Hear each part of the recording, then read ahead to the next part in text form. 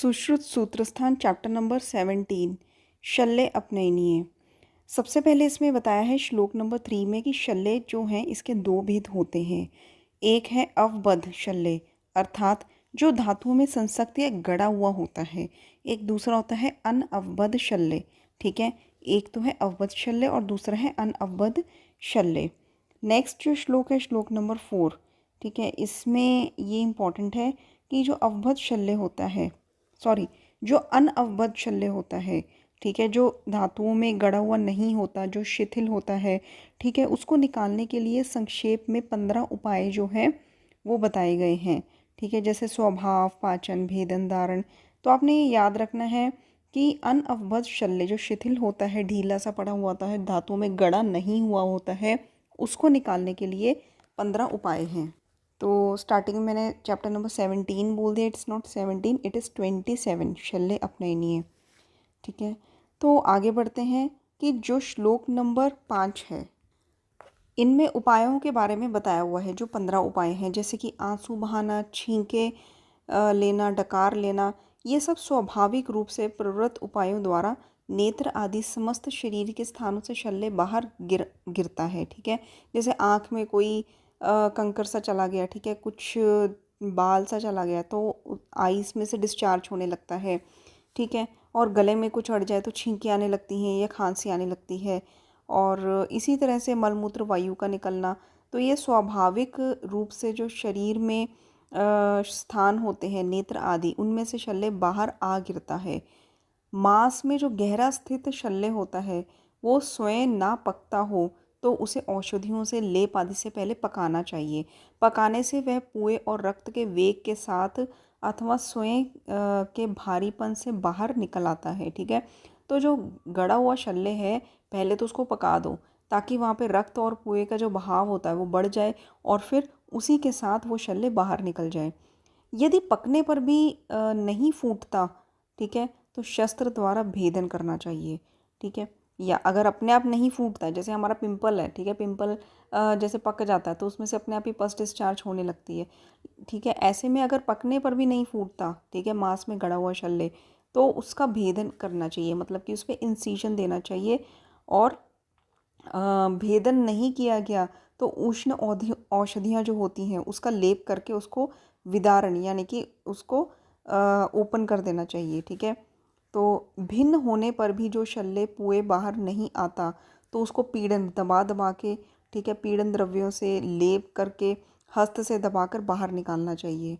ठीक है, नेक्स्ट इसकी इंद्रियों में सूक्ष्म शल्य को परिसेचन, आधमापन, बाल कपड़ा हाथ से पोंछकर निकाल देना चाहिए। भोजन के समय असावधानियाँ, बोलने या हंसने या नासाश्वास में गए हुए आहार को खांसने पर भी मतलब कि निकालना चाहिए और ना निकल कर बचे हुए श्लेष्मा को या हीन या अणु शल्यों को श्वसन से जोर से खांसकर प्रधमन द्वारा बाहर निकालना चाहिए। अन्न के शल्यों को वमन द्वारा या अंगुली को जीभ तालू पर घिसकर निकालना चाहिए। पक्वाशय शल्यों को विरेचन औषध देकर निकालना चाहिए। ठीक है, तो जो अन्न मैं आपको फिर से सारा एक बार रिवीजन करवाती हूँ। तो इसमें यही बताया गया है कि जैसे दोषों के आशयों में प्रविष्ट शल्य को प्रक्षालन के द्वारा निकालना चाहिए। मल मूत्र गर्भ में रुक जाने पर प्रवाहन द्वारा उन्हें बाहर निकाल देना चाहिए। ठीक है, एंड वायु, पानी, विषयुक्त रक्त, दूषित दुग्ध को मुख अथवा सींग से आचूषण करके निकालें। ठीक है, एंड चौड़े मुख के व्रण में स्थित हुए शल्य को अयस्कांत द्वारा निकालना चाहिए।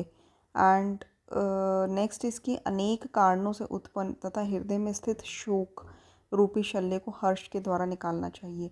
तो सबसे पहले हमने क्या पढ़ा कि स्वाभाविक रूप से जैसे आंसू आना, छींके आना, डकारे आना, तो नेत्र आदि समस्त शरीर के स्थानों में जो शल्य होते हैं इससे निकल जाता है। और मांस में गड़े हुए शल्य को औषधियों के लेप के द्वारा पकाकर फिर पुए आदि से रक्त के बहाव से वो बाहर निकल जाता है। अगर नहीं निकलता उसको तो उसका भेदन करें, नहीं तो त्वचा को फाड़ने के लिए मतलब विदारण करने के लिए औषधियाँ, उष्ण औषधियों का लेप करें। ठीक है, और फिर भी नहीं निकलता, ठीक है, तो उसको पीड़न द्रव्य या हाथ से दबाकर उसको बाहर निकालना चाहिए।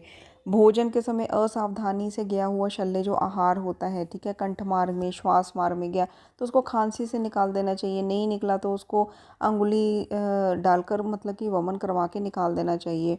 और फिर पक्वाशय में गया हुआ जो शल्य होता है उसको विरेचन के द्वारा निकाल देना चाहिए। दोषों के आशय में प्रविष्ट शल्य को प्रक्षालन के द्वारा निकाल देना चाहिए। और मल मूत्र वायु गर्भ वगैरह रुक जाए तो प्रवाहन के द्वारा।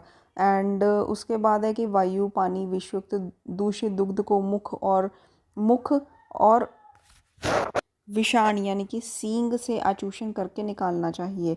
ठीक है, तो यही है, चौड़े मुख में गया हुआ जो शल्य होता है उसको अयस्कांत से निकालना चाहिए। हृदय में स्थित शोक रूपी शल्य होता है तो हर्ष से निकालना चाहिए। तो 15 उपाय होते हैं शल्य को निकालने के लिए। अब नेक्स्ट है कि जैसे कोई भी बड़ा या छोटा शल्य होता है, ठीक है, तो इनको निकालने के लिए दो उपाय होते हैं। एक तो है प्रतिलोम विधि तथा दूसरी है अनुलोम विधि। जो शल्य अर्वाचीन, ठीक है, पहले तो दो विधियां आप याद कर लीजिए, एक तो है प्रतिलोम विधि, दूसरी है अनुलोम विधि। जो शल्य अर्वाचीन अर्थात शरीर के अंदर दूर तक नहीं गया हो उसे प्रतिलोम कहते हैं। ठीक है, और उसे उसी प्रवेश मार्ग से निकालें। ठीक है, मतलब थोड़ा सा ही दूर हो, जो शल्य शरीर के अंदर पास में ही है, ज़्यादा दूर नहीं गया है, उसको अर्वाचीन शल्य कहते हैं। उसको उसी मार्ग से वापस पीछे को खींच लें, मतलब प्रतिलोम विधि से उसको बाहर निकाल लें। लेकिन जो शल्य दूर तक चला गया हो, ठीक है, प्राचीन जिसे कहते हैं कि शरीर में दूर तक प्रविष्ट हो गया हो, तो उसको अनुलोम करके अर्थात प्रवेश मार्ग से नहीं निकालना चाहिए, दूसरी और नए मार्ग से निकालना चाहिए। और जिस दिशा से शरीर में शल्य प्रविष्ट हुआ है उसी दिशा में आगे बढ़ाकर निकालना चाहिए। आई होप आपको समझ में आ गया हो कि पास में गया हुआ शल्य तो पीछे को खींचकर आप बाहर निकाल सकते हैं प्रतिलोम विधि से, लेकिन जो दूर तक गया है उसको और आगे बढ़ाकर उसी दिशा में नए मार्ग से निकालना चाहिए। ठीक है, उसी दिशा से आगे बढ़ाकर मतलब अनुलोम विधि से बाहर निकालना चाहिए। और शल्य निकालते समय श्लोक नंबर 7 में शल्य निकालते समय मूर्छित होते हुए मनुष्य को शीतल जल से सिंचन करें, थोड़े पानी के छींटे डालें। हृदय औषधियों से इसके हृदय मस्तिष्क मर्म स्थानों की रक्षा करें। ठीक है, उसको आश्वासन मतलब कि देते रहना चाहिए। शल्य को निकालकर व्रण के रक्त को पिचू प्रोत आदि से साफ करना चाहिए। स्वेदन योग्य व्रण को अग्निघृत आदि से स्वेदन करना चाहिए। ठीक है, तो मतलब कि पिचू से उसको क्लीन करना चाहिए। जब शल्य निकल जाए तो रक्त भी निकलता है, ब्लीडिंग को साफ करके फिर मधु और घृत का लेप करके पटबंधन करें। ठीक है, व्रणित उपासनी युक्त आहार विहार का उपदेश करें। तो बैंडेज वगैरह करके फिर जो भी आहार विहार उसने लेना है उसका उपदेश उसको एडवाइस करना। ठीक है, एक पॉइंट है कि जैसे मूत्र पुरीश वायु अगर ये ना निकले, ये तो स्वभाव बलपूर्वक शल्य होते हैं। ठीक है, स्वभाव से निकल जाते हैं, नहीं निकले तो प्रवाहन से निकालना चाहिए, हमने पढ़ा था। ठीक है, नेक्स्ट आ जाता है श्लोक नंबर 9 कि सिरा और स्नायुओं में उलझे हुए जो शल्य होते हैं उसको शलाका आदि से छुड़ाकर निकालना चाहिए। सिरा स्नायु के शल्य को शलाका से छुड़ाकर निकाल लें। शोथ में फंसे हुए बाण को शोथयुक्त स्थान को दबाकर निकाल लें और दुर्बल बाण को कुश आदि से बांध कर निकाल लें।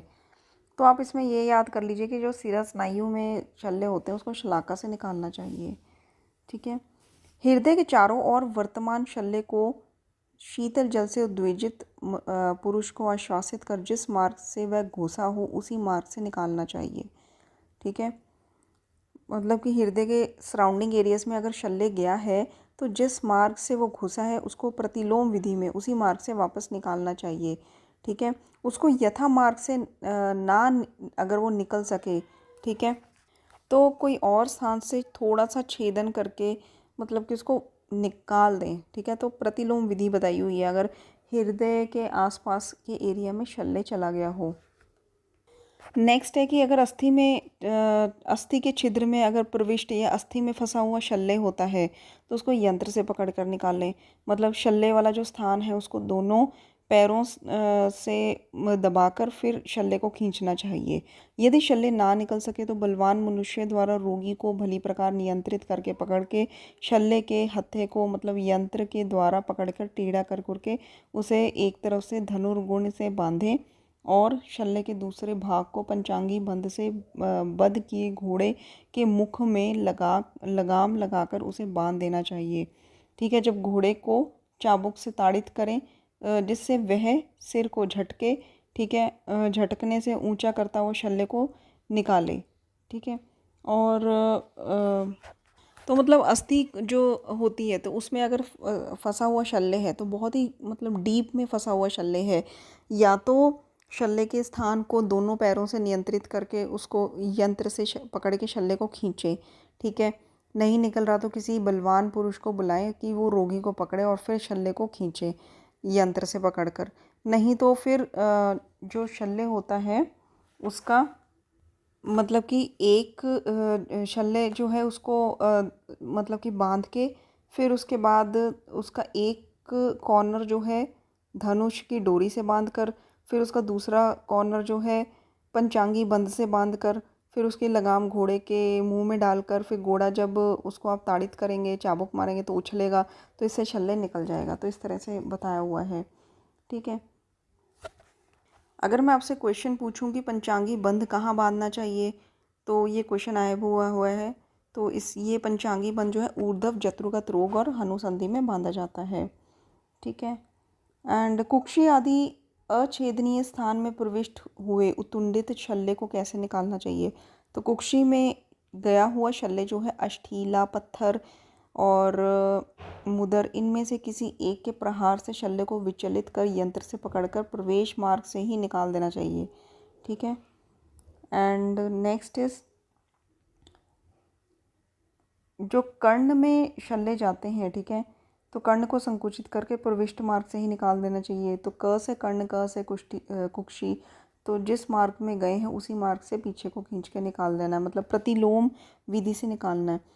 नेक्स्ट ये इंपॉर्टेंट है, श्लोक नंबर 14। इसमें ये कहा गया है कि जैसे कंठ में लाख के शल्य के फंस जाने पर, ठीक है, कंठ में पहले क्या करना चाहिए, एक नलिका डालनी चाहिए, उसमें अग्नि तप्त शलाका प्रविष्ट कर उससे शल्य द्रुत होकर उसी में लग जाएगा। ठीक है, फिर शीतल जल से उस नाली स्थित शलाका को सिंचित कर स्थिरीभूत लाक्षा शल्य को निकाल देना चाहिए। ठीक है, मतलब कि लाक्षा जो है वो चिपक जाता है ना अगर गर्म चीज़ से।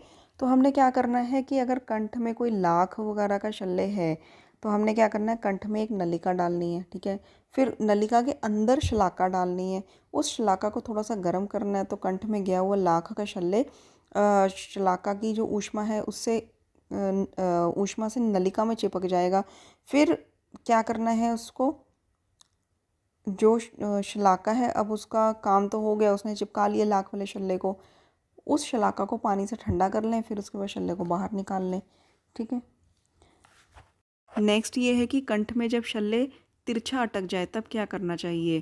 केश उंडकम दृढ़ एक सूत्रबद्धम, मतलब कि जब कंठ में शल्य जो है वो तिरछा अटक जाता है तो घोड़े के बालों से बनी जो गुच्छी होती है उसका एक कॉर्नर हमने क्या करना है, एक साइड को हमने डोरे से बांध लेना है और दूसरी साइड को द्रव जो लिक्विड फूड होता है उसमें घोल के रोगी को पिला देना है। जब उसको वमन होगा तो उस डोरे को खींच लेना है तो शल्य भी उसके साथ बाहर आ जाएगा। अगर नहीं आता है तो उसको मतलब कि वो अंदर ही अंदर पक्वाशय तक चला जाएगा और फिर मल मार्ग से बाहर निकल जाएगा।